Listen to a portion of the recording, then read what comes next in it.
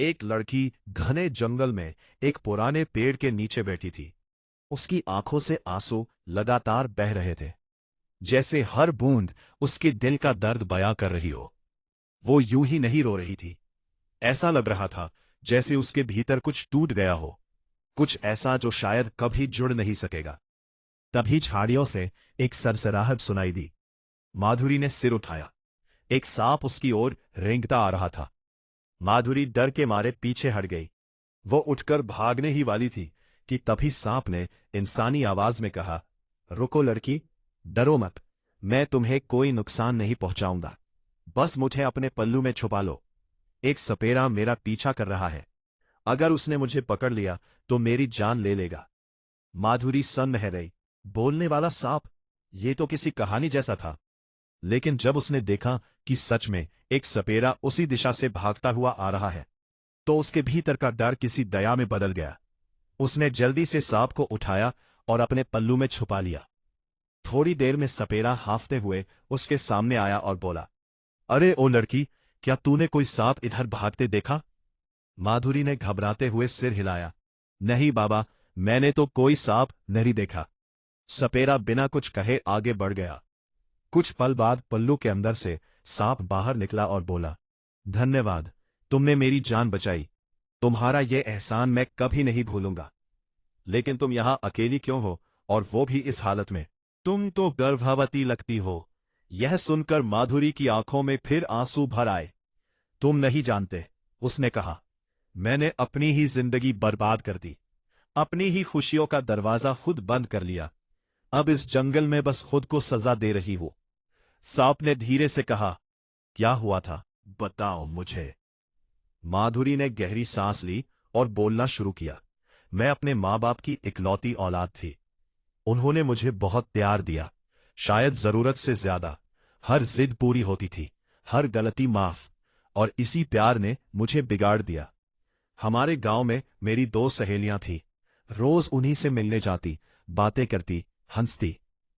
एक दिन जब मैं सिलाई सीखने अपनी सहेली के घर जा रही थी, तो मैंने देखा कि रास्ते में एक लड़का मुझे हर रोज देखता है। पहले तो मैं नजरअंदाज करती रही, लेकिन हर रोज वो वही खड़ा रहता, और धीरे धीरे उसकी मौजूदगी मुझे महसूस होने लगी। वो बस खड़ा रहता, ना कुछ कहता, ना पास आता। लेकिन जब मैं वहां से गुजरती, वो बस मुझे देखता और मुस्कुरा देता। पर जाने क्यों, अगर वो किसी दिन ना दिखे तो मुझे बेचैनी होने लगती। कुछ महीनों तक ये सिलसिला चलता रहा। एक दिन उस लड़के ने हिम्मत करके मेरा रास्ता रोक लिया। माधुरी, मुझे तुमसे कुछ कहना है। मैं चौंक गई, लेकिन वही रुक गई। मैं गांव के पंडित जी का बेटा हूं। मेरा नाम मोहन है। मैं तुम्हें चाहता हूं और तुमसे विवाह करना चाहता हूं। अगर तुम इजाजत दो तो मैं अपने माता पिता को तुम्हारे घर रिश्ता लेकर भेज दूं। मैं उस वक्त हैरान थी, मगर अंदर कहीं एक अजीब सी खुशी थी। वो लड़का खूबसूरत था, शरीफ था, और मेरी ओर इतनी सच्ची आंखों से देख रहा था कि ना कहना मुश्किल था। मैंने मुस्कुराते हुए कहा, ठीक है, अपने माँ बाप को मेरे घर भेज दो। मुझे यकीन है पिताजी इनकार नहीं करेंगे। उस दिन हम देर तक बातें करते रहे, और पहली बार मुझे लगा कि शायद यही प्यार है, वो एहसास जो दिल को हल्का कर देता है। और पहली बार मैं किसी से सच में मोहब्बत करने लगी थी। कुछ ही दिन बीते थे कि एक दोपहर अचानक मोहन के माता पिता उसके घर पहुंच गए। वे सीधे मुद्दे पर आए। हमें आपकी बेटी का रिश्ता चाहिए। मोहन के पिता ने कहा, हमारा बेटा आपकी बेटी को चाहता है, और हमें पता है कि आपकी बेटी भी उसे पसंद करती है। जब दोनों राजी हैं तो हमें क्या आपत्ति हो सकती है। उनकी बातें सुनकर माधुरी के माता पिता एकदम सन्न रह गए, जैसे किसी ने उनके पैरों तले जमीन खींच ली हो। उन्हें तो इस रिश्ते की भनक तक नहीं थी। शाम को उन्होंने माधुरी को बुलाया। बेटी, क्या ये सब सच है? माधुरी ने झिझकते हुए कहा, हाँ पिताजी, मोहन ने मुझसे कुछ दिन पहले अपने प्रेम का इजहार किया था, और मैंने भी हाँ कर दी थी। मैं उसे चाहती हूं, आप भी उसका रिश्ता मंजूर कर लीजिए। मगर माधुरी के पिता के चेहरे पर जो सख्ती आई, वो किसी तूफान से कम नहीं थी। वो लड़का आवारा है, शराबी है, और बदनाम भी। हमने उसे कई बार बाजार में झगड़ते देखा है। वो तुम्हें कभी खुश नहीं रख पाएगा। मां ने भी आंसुओं से भरी आवाज में कहा, बेटी, हम तुम्हें ऐसे लड़के के हवाले कैसे कर दे? तू हमारी इज्जत है। लेकिन माधुरी उस वक्त मोहब्बत के नशे में थी। आप लोग गलत हैं, उसने रोते हुए कहा। मोहन वैसा नहीं है जैसा आप सोचते हैं। वो मुझसे प्यार करता है, सच्चा प्यार। पर मां बाप ने सिर हिलाया। नहीं, यह रिश्ता कभी नहीं होगा। उस रात माधुरी ने खुद को कमरे में बंद कर लिया। आंसू बहते रहे, दीवारों से बातें करती रही। उसके लिए मोहन सिर्फ एक लड़का नहीं था, वो उसका ख्वाब बन चुका था। वो सब कुछ जो उसने अपनी जिंदगी से चाहा था। कुछ दिन बाद जब वो मोहन से मिली तो आंखों में आंसू और होठों पर सवाल थे। मेरे पिताजी कभी नहीं मानेंगे। मोहन ने उसकी आंखों में देखा और मुस्कुराकर बोला, तो चलो उनसे पूछते ही क्यों हो। हम भाग चलते हैं, शादी कर लेंगे, बाद में सबको मना लेंगे। वो पल, वो एक फैसला उसकी पूरी जिंदगी बदल गया। उस रात माधुरी ने अपने घर की चौखट पार की, पीछे मुड़कर देखा भी नहीं। शहर पहुंचकर उन्होंने एक छोटा कमरा किराए पर लिया। दीवारों पर पुराना पेंट था, मगर उनके दिलों में नई दुनिया बस चुकी थी।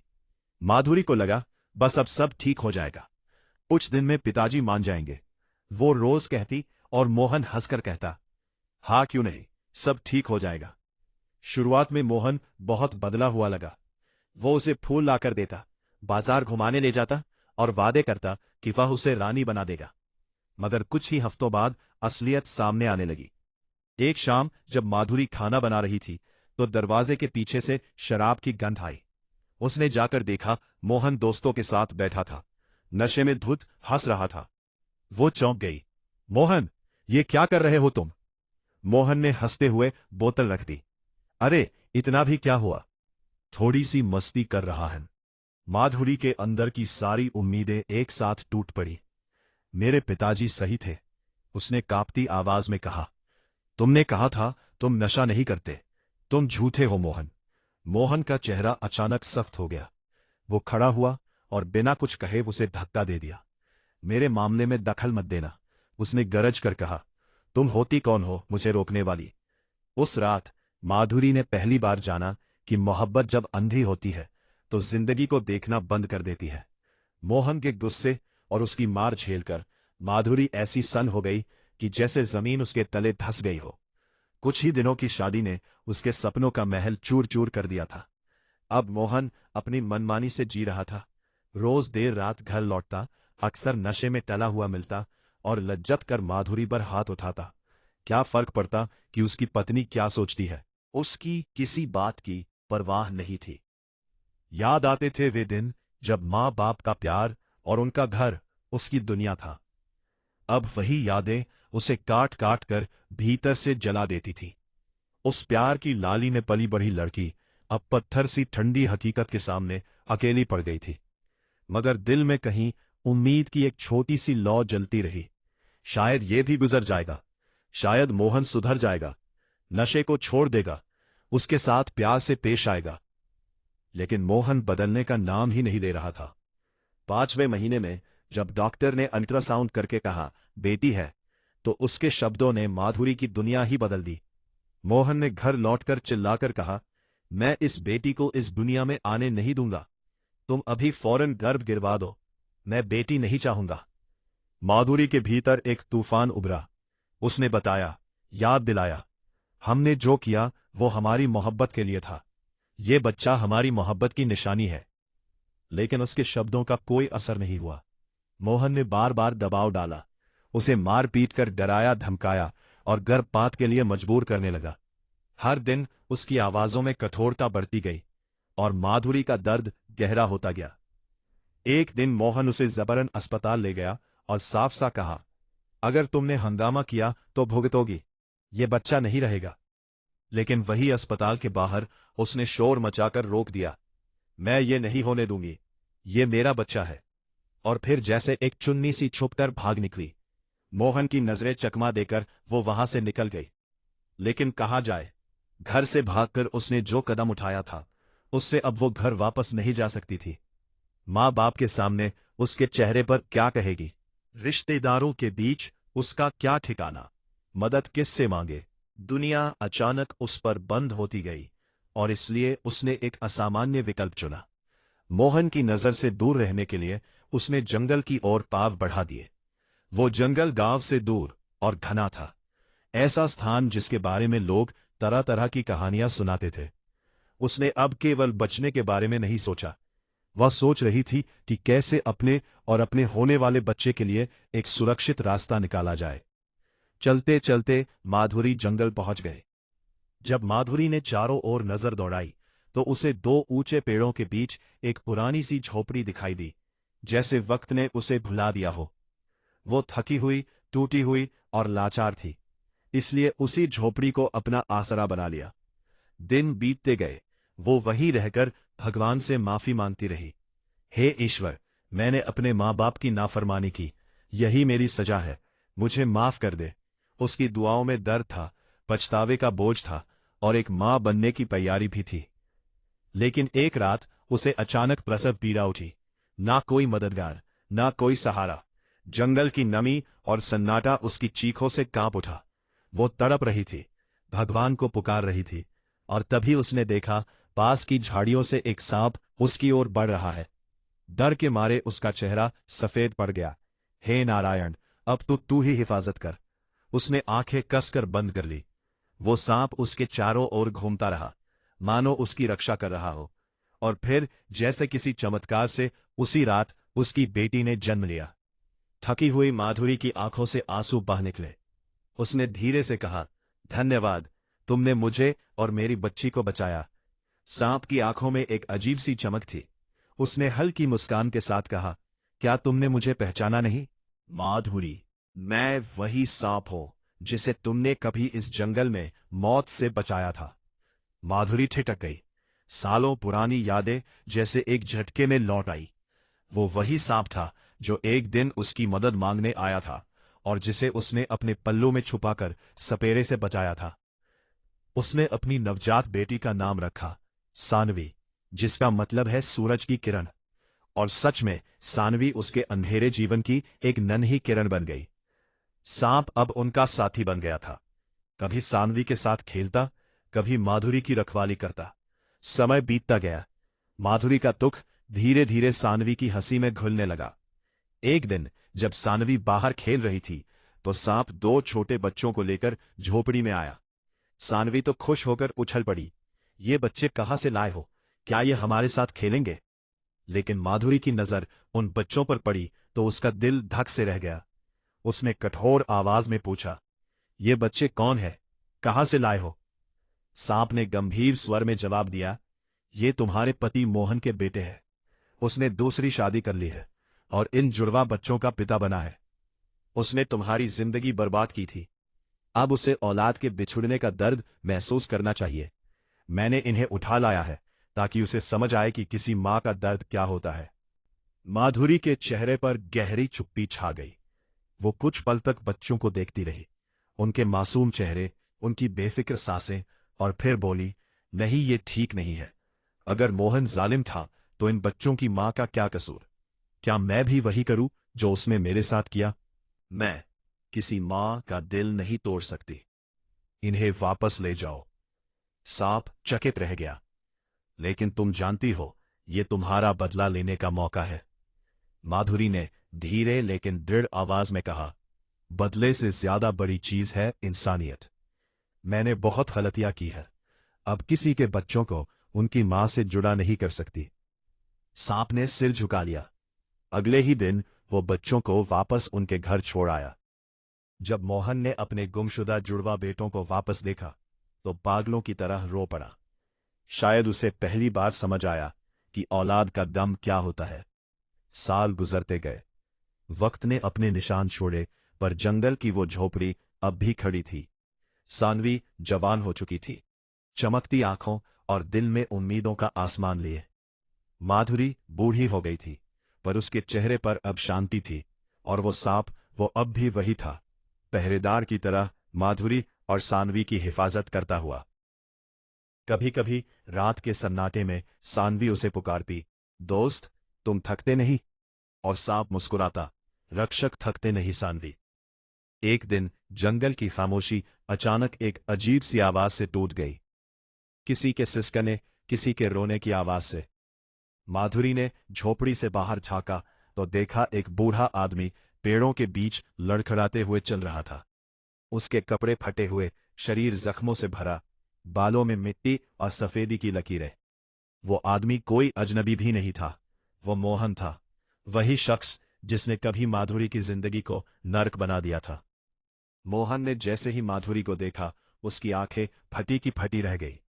वो वही जमीन पर गिर पड़ा, अपने सिर पर डालने लगा और टूटे स्वर में बोला, माधुरी, मैंने तुम्हारे साथ बहुत जुल्म किया। भगवान ने मुझे उसकी सजा दे दी है। माधुरी ने एक गहरी सांस ली और शांत आवाज में कहा, मोहन, मैंने तुम्हारे लिए कभी बद्दुआ नहीं की, लेकिन जो तुमने मेरी बेटी के बारे में कहा था, वो जख्म आज भी ताजा है। मोहन रोने लगा। मुझे माफ कर दो माधुरी, मेरे बेटों ने मुझे घर से निकाल दिया। जिस बीमारी ने मुझे जकड़ा है, वो मुझे धीरे धीरे खा रही है। मैंने अपने बेटों को सब कुछ दिया, पर बदले में उन्होंने मुझे बेघर कर दिया। कई दिन से भूखा हूं, प्यासा हूं, अब तो खुद अपनी सांसों से भी डर लगता है। उसके शब्दों में दर्द था, लेकिन माधुरी की नजरों में करुणा नहीं, सच्चाई थी। मोहन, उसने कहा, यह सब तुम्हारे अपने कर्मों का नतीजा है। अगर तुमने उस वक्त बेटा बेटी में फर्क ना किया होता, तो शायद आज तुम्हारे बेटे तुम्हें ऐसे ठुकराते नहीं।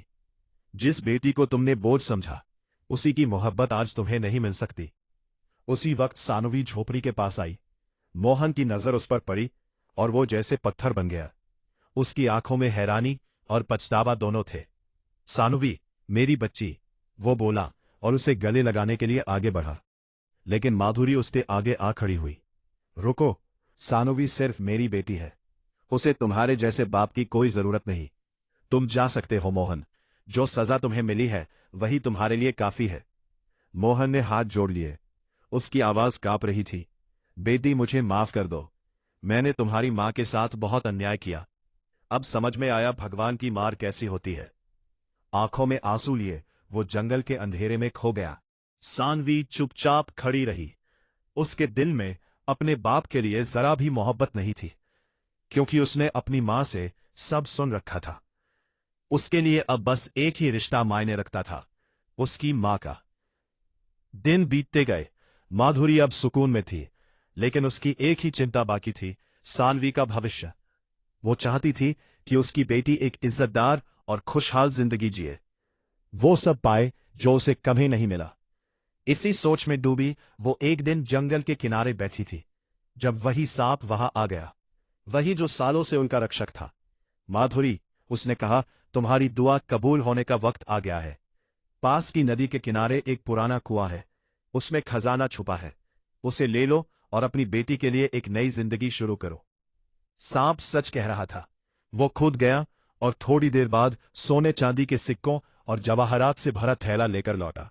लो, इससे सानवी के लिए एक अच्छा घर बनाओ और उसकी शादी किसी नेक इंसान से कर दो। माधुरी की आंखों में आंसू आ गए। उसने खजाने से शहर में एक बड़ा सा मकान बनवाया और सानवी की शादी एक नेक दिल युवक से कर दी। शादी पूरे शहर में चर्चा का विषय बन गई, एक ऐसी कहानी जिसमें दर्द से इंसानियत की जीत हुई थी। लेकिन माधुरी ने अपने पुराने साथी को नहीं बुलाया। हर हफ्ते वो जंगल जाती, उसी झोपड़ी तक, और उस सांप से मिलने। दोनों देर तक बातें करते, जैसे पुराने दोस्त यादें ताजा कर रहे हो। और फिर कहानी यही खत्म नहीं होती।